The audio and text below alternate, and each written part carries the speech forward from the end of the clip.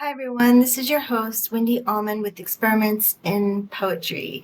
Welcome to episode 19. Welcome to episode 19, where we will be discussing my poem, The Rising Sun Blues. So, if you haven't already, please go ahead and listen to the lyric video I made for the poem, The Rising Sun Blues, so you can listen to it in its entirety beforehand. This poem was inspired by Rumi's poem. Rumi is a poems that all fit together to tell a story. And in this poem, The Rising Sun Blues, it's really about the mental prisons that we put ourselves into. The story that I was telling, and where this fits in, is I was telling a story about a futuristic society where people could not want to give too much of the story away as to why that is and what is going on, but really it's an allegory for the mental prisons that we all confine ourselves to, that we confine ourselves to these little boxes, and we don't like to move out of whatever set definition that we have put ourselves into. And so that's what the poem is about. And I was really triggered to write the poem when I read Rumi's poem.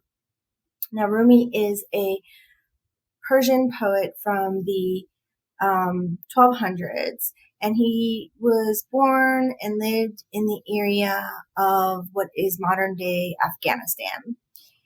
I have covered his poem that inspired this work, which is Whoever Brought Me Here Will Have to Take Me Home. And I cover and explain that poem in detail in episode 7. I will put the link below, or you can go to my channel and find it. So in this poem, Rumi is basically asking those essential questions of, why am I here? What is my purpose? What am I supposed to be doing? Where did I come from? And he is kind of talking about spirituality and finding his way back to oneness with God. And he's kind of talking about life as if we're all drunk and we don't really have awareness of, or a good grip on what it is we're doing and why we are doing what we're doing. And there was a line in the poem where he said, my soul, or there were some lines in the poem that particularly inspired me, and that is, my soul is from elsewhere. I am sure of that, and I intend to end up there. Meanwhile, I'm like a bird from another continent, sitting in this aviary. The day is coming when I fly off. So, again, Rumi in his poem is basically talking about spirituality and oneness with God, and basically saying he knows that his soul is from the heavens and that one day he intends to return back there. And when he is sitting in this world, in this environment that we are in, he's really longing for going back to what he finds, what he defines as home, which is being together with God in heaven. But those lines kind of, to bring it back to what inspired me about it, is you're thinking, what does that have to do with the mental prisons that you build yourself, put yourself in, that you said that inspired this poem? It's kind of really strange the way my mind thinks and how I connect these things. But, have you ever it's about that sense that you are living your life, you are doing the things, you're going through the motions, you're doing what you're supposed to be doing. But then you sit here and you think,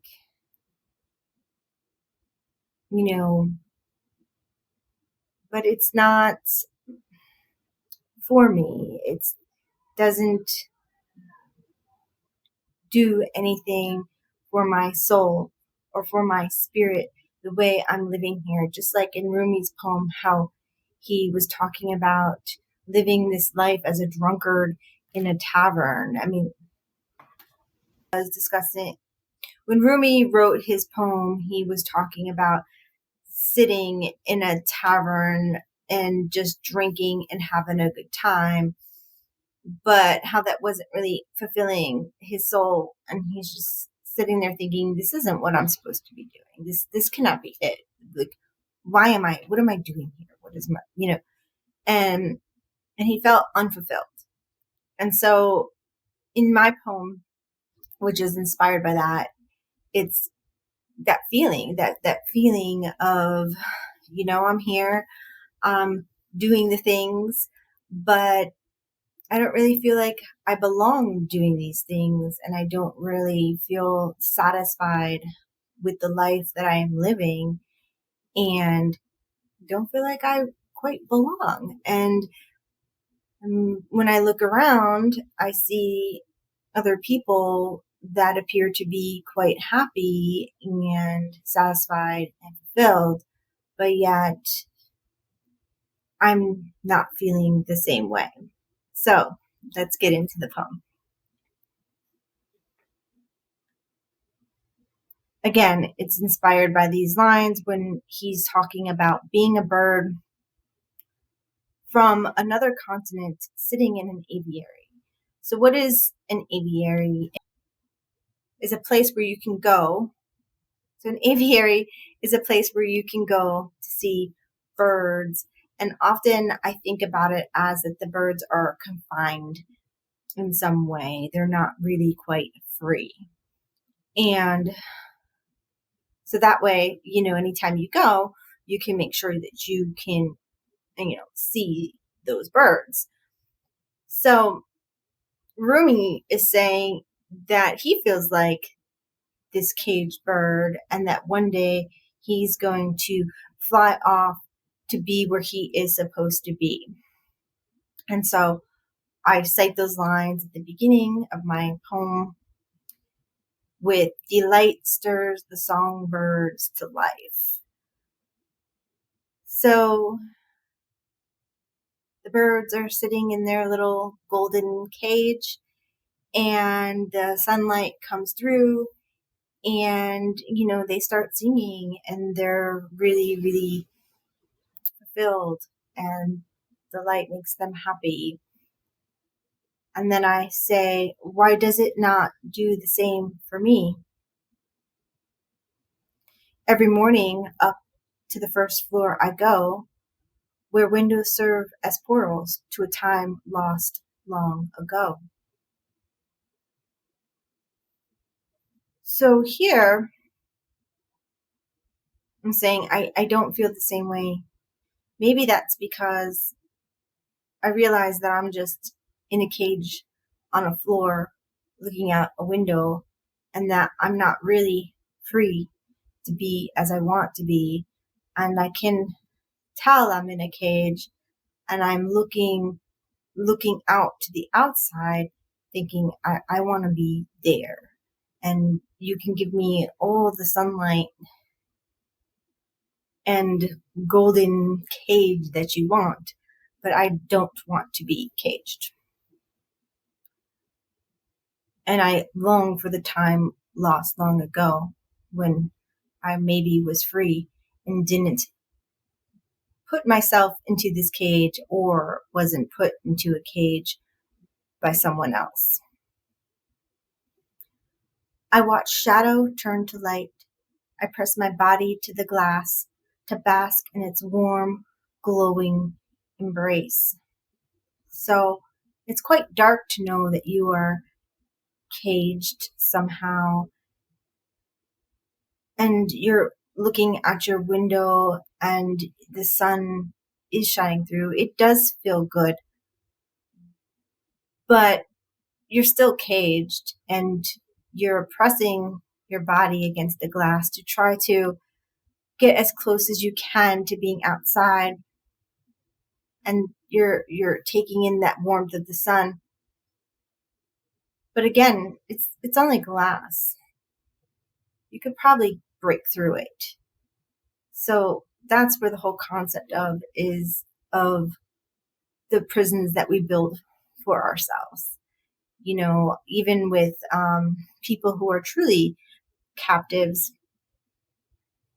they can develop some sort of psychological disorder where maybe in the beginning they were held captive and against their will, but then over time they lose that desire to escape, or perhaps when they tried to escape the first several times they were beaten so badly, or maybe they were starved or tortured in some sort of way, that after trying to escape from that prison or being captive, they have just kind of trained themselves that it's unpleasant to try to escape, and then over time you're just trained to not even bother, to not even try anymore to release yourself from this prison. The light stirs the songbirds to life. So again, just repeating that concept. And you're looking around and you're like, well, nobody else is trying to escape. Everybody else seems to be living their best lives here. And I go on to describe it as, I hear the morning dove coos, and the yellow-throated vireos cheery, cheery, cheery bows. The cardinal whistles, and the chipping sparrow trills, while the woodpecker drums, churs, and curs. So I'm just describing how I'm seeing the other birds around me, and again, they're just living their best life and singing and going on with it, and they're quite happy with where they are. The night stirs the songbirds to life. So I repeat it for the third time. And then I say, shouldn't the light even fix the bluesiest of jay to sing? So I'm calling myself a blue jay, meaning, I'm sad. So I'm giving myself the name of a blue jay because I'm feeling quite down and wondering why can I be happy with where I am like everyone else. But within the shadows is a cacophony of machines are roaring, gadgets ringing and dinging, machine metal clanging and banging. So I'm just saying, well, all these, I can see the shadow. I can see the mechanics behind the scene. And I know that it's all fake and all